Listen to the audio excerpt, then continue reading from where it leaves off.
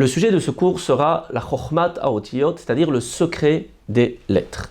Alors, ce cours fait partie d'une série de cours qui traitent de façon générale, en fait, des mazalot, l'astrologie, toute l'influence, en fait, de l'astrologie sur le caractère, mais aussi sur la vie de tout un chacun. Alors, pour un petit peu récapituler, par rapport au cours d'introduction qu'on avait fait, le premier cours aussi qu'on avait fait sur les mazalot, quand on est rentré dans le vif du sujet, on peut dire en résumé que le mazal va en fait dépendre de 4 facteurs essentiels.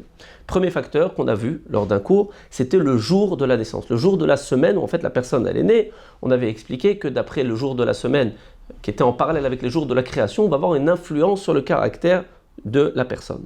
Le deuxième paramètre, le deuxième facteur qui va avoir une influence sur le mazal, ça va être l'étoile. Là aussi, on avait expliqué qu'il y avait en fait des influences des étoiles ou des planètes en fonction de l'heure à laquelle on est né. Alors ça va dépendre aussi de la saison et ça va dépendre aussi de l'endroit où on se trouve sur le globe. On a fait déjà un cours là-dessus, donc on ne va pas revenir sur ce point. Et le troisième facteur, ça sera le mois. Alors le mois, si Dieu veut, Bezrat Hashem, on fera 12 cours parce qu'en fait chaque mois correspond à un des signes du zodiaque. Donc on fera, Bezrat Hashem, 12 cours sur les mois. Aujourd'hui, on va traiter la Chokhmat Haotiyot, qui est en fait le quatrième facteur, et d'après le Rida, c'est le facteur le plus significatif, le plus important, celui qui va avoir le plus d'influence en fait sur la personne, à savoir le nom. Et quand je parle de nom, en fait, on parle des lettres qui vont composer le nom. Plus particulièrement, la première lettre du nom va être celle qui va en fait donner le plus d'influence sur le caractère de la personne.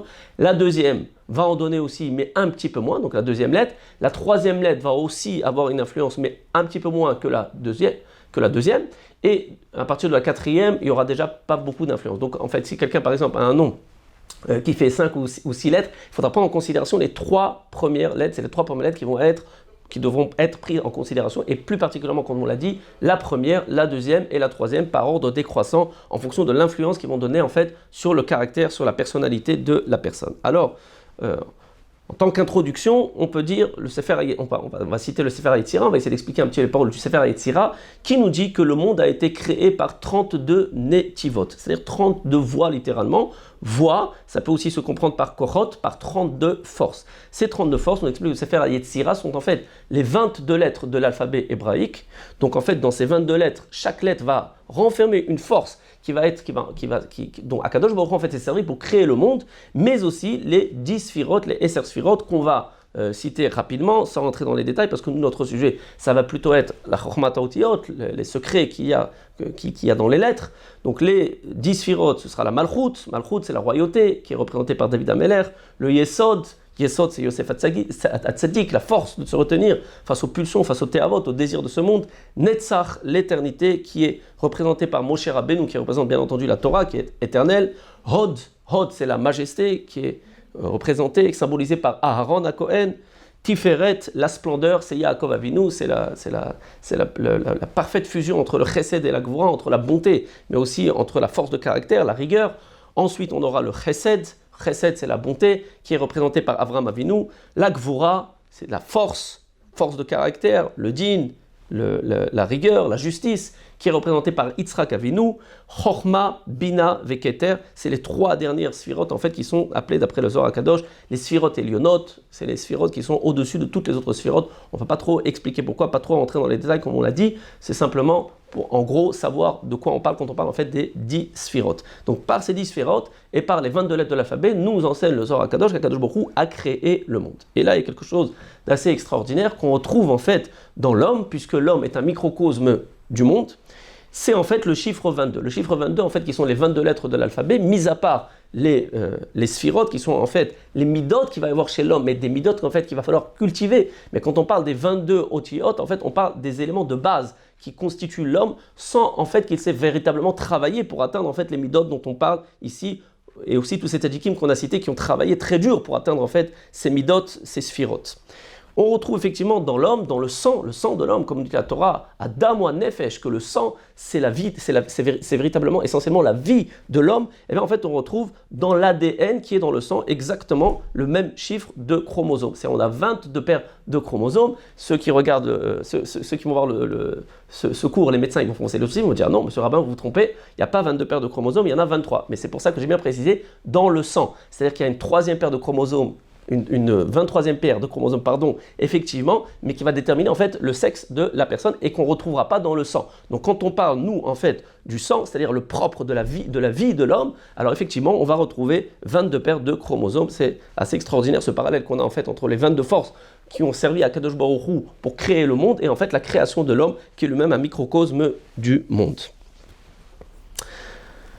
Alors, dans ce cours d'introduction aussi, avant de traiter en fait chaque lettre, comme on va le faire Be'ezrat Hashem dans un cours qu'on va faire ultérieurement, on va donner un petit peu en fait une espèce d'introduction comme ça pour que chacun en fait sache quelles lettres en fait et les lettres de son nom, à quel groupe en fait appartiennent les lettres de son nom. Parce que vous le savez sans doute, Kadosh Baruch Hu a créé aussi le monde avec les 4 éléments de base, à savoir la terre, l'air, le feu et l'eau. Et vous allez voir que dans ces éléments, en fait, sont véhiculés en fait des midotes, des tendances qui vont avoir aussi une influence sur l'être humain. Donc je vous lis à l'intérieur dans le texte pour vous donner déjà un ordre d'idée quelles lettres appartiennent en fait à quel élément. Alors si je parle maintenant de l'élément du feu, et on va aussi un petit peu expliquer qu'est-ce que ça va donner en fait comme influence sur la tendance de l'être humain, j'aurai la lettre Aleph en premier, Hey, Tet, Mem,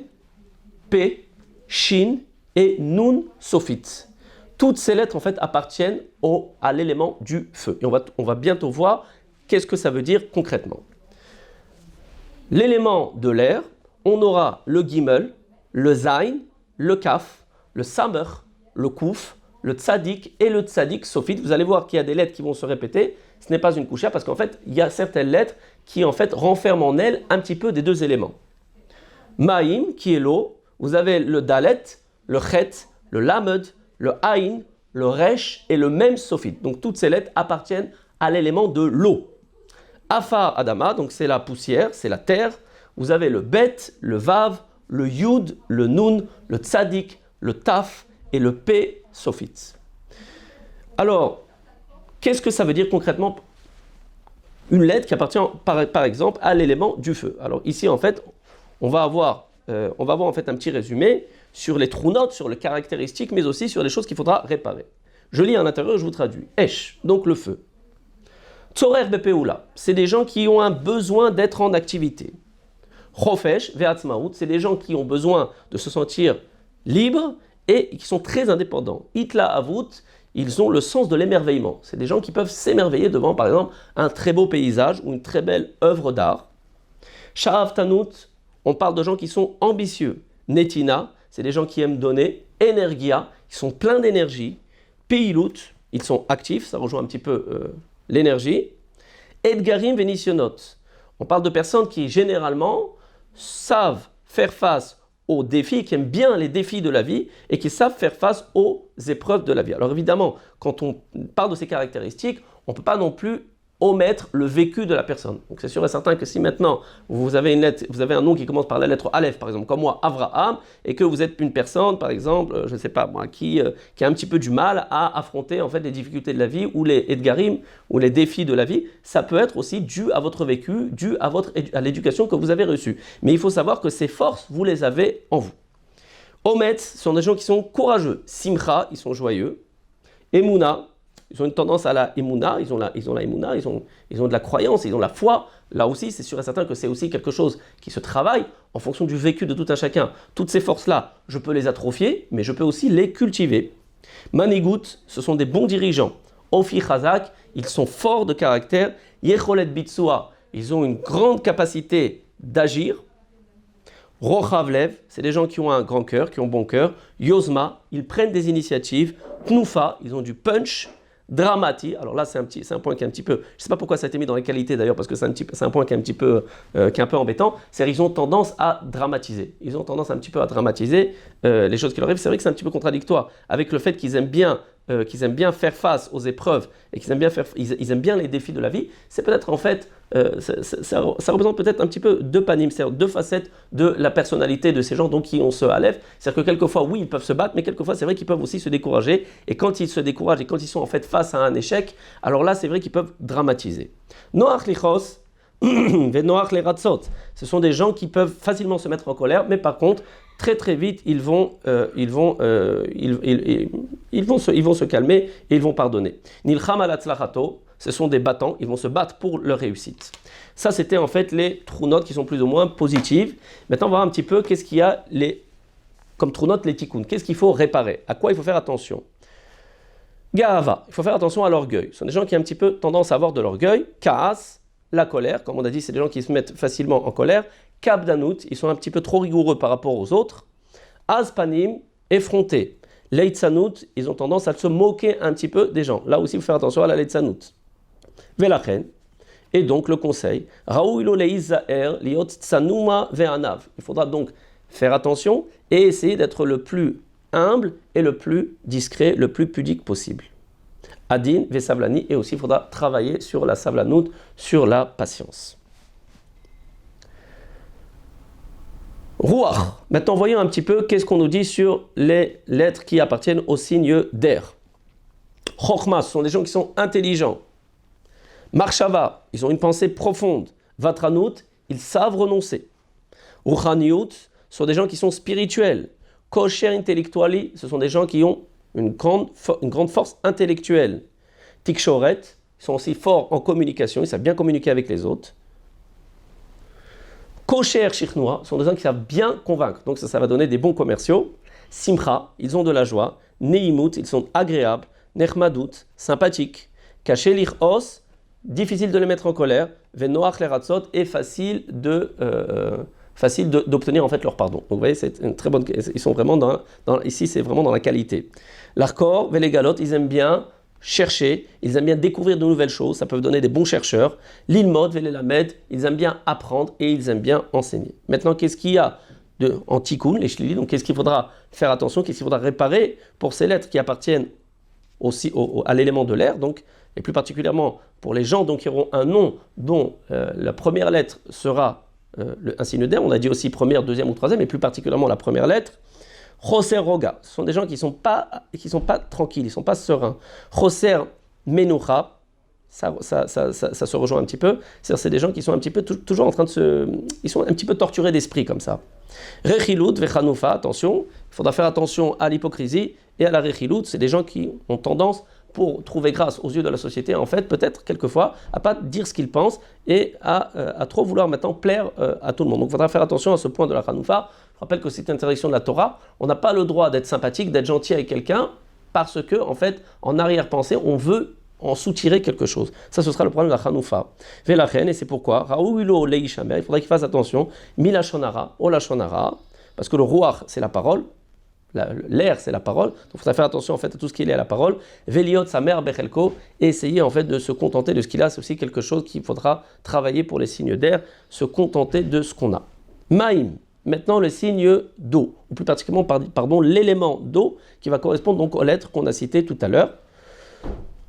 Tzorech liot shayach lechevrat micha vedeaga. Il a un grand besoin de se sentir appartenir à un groupe, à sentir qu'on se soucie de lui. Adin, ce sont des gens qui sont délicats. Rikshi, des gens qui sont sensibles.